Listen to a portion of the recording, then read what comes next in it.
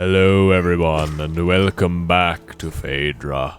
We are playing some more Hollow Knight Steel Soul speedrun mode. My name is Astral Gemini, and I have been possessed by the Dark Lord Flug. I don't know where that came from, I'm sorry. What are you doing? Me? Yeah. Geo? Oh, okay. Are you just gonna be farming Geo for a while? No, that's just it. I'm gonna go see how much Shiz costs. At Salubra? Salubra. Salubra. Okay. Story that I was going to tell at the end of the last video, but we ran out of time. I think I already told you this story already, Saiph. So I'm running a D&D campaign for a group of players on our Discord. So it's a six player party consisting of the wonderful Moo, the Dorklicious Do, who else is there? Ryunosuke, Erisnova, that's four. Who are the last two? Hang on. I'm sorry, come I feel back bad to me, for my love. forgetting. Oh, right, Grenadier and Pyrak. Yeah. If you guys are watching the video, hi! Love you guys. My brain is still melting at how you pulled that off the other night. Yeah, okay, so I'm running a pre-made module. It's the Out of the Abyss module, which is a really cool module. It like takes place in the Underdark. You start out captured, prisoners of the Drow, all your equipment taken away, and you have to figure out how to escape from prison and escape from this fortress that they have, where there's just like tons of Drow soldiers and Drow elite warriors and just like all these enemies that will just kick your butt. Not to mention they have, so there's like 20 Drow in the fortress, plus like 10 Quaggoths and like 8 giant spiders, something like that. It's like way more than a level 1 party should be dealing with. And that's the point. Like, the level 1 party isn't supposed to fight their way out of this. Yeah. So the most dangerous enemy in the entire fortress is this Drow priestess of Lolth, who is a challenge rating 8. If you guys don't know what challenge rating means, basically it means that you're supposed to have 4 players of 8th level to take it on as like a reasonable encounter, right? So these are 6 players, but they're all at 1st level. So they're sitting there in their prison cell and whatever, right? And they're just trying to get out of prison, and they get a chance in that. So this Drow priestess, who's like the leader of this prison, she had a lover named Jorlan, and Jorlan was a really strong warrior, handsome and like good at stuff. But when they were out on patrol, there was a black pudding that dropped down from the ceiling. Black pudding is basically like a very dangerous, very acidic slime.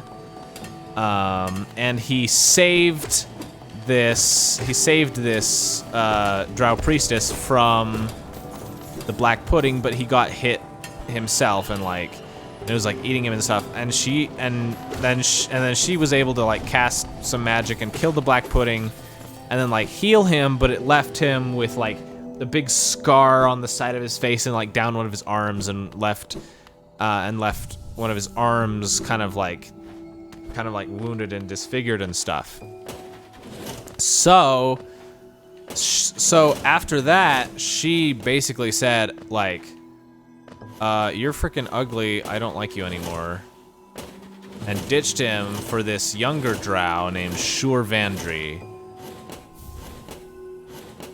And so Jorlan is understandably a little bit bitter about that.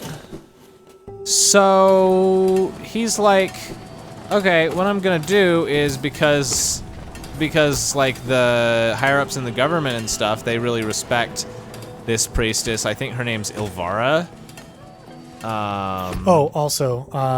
Drow is they have in this material a very matriarchal society. Yes. So he doesn't have any real recourse because females hold all the power and he is a male. Yes, pretty much. Just context for this society. Yes, that is correct. And so what he does,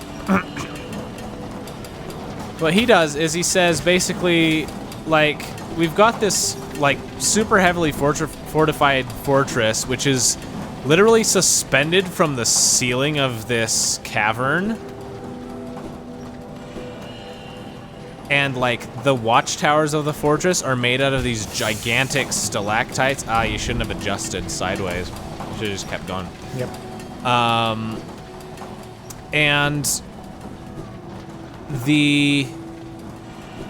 so what he does is he lets the players out, saying, well, he doesn't let them out. He just leaves the door unlocked of their cage.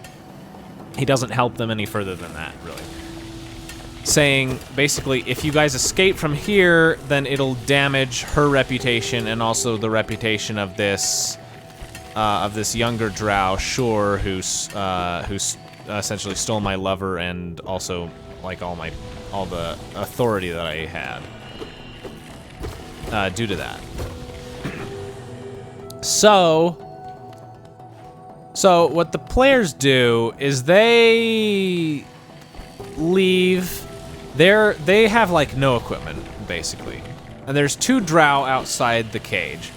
And they're able to, so the Goliath is able to intimidate the guards successfully so that he draws their attention, while the rogue is essentially able to sneak out of the cage. And they had managed to collect a single poisoned crossbow bolt coated with drow poison. So the rogue just sticks that in the one guy's neck, puts him to sleep, and then goes back. And then the other one notices. So the Goliath hits him, and then the rogue finishes him off.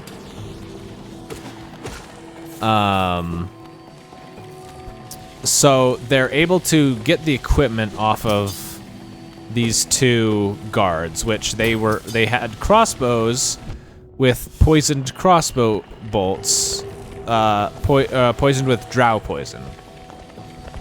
So drow poison, basically what drow poison does is if you fail the save, the Constitution save against it, you get the poisoned condition. If you fail it by more than 5, you fall unconscious. Please don't die to Crystal Guardian. I might actually die to Crystal Guardian. But it's oh no.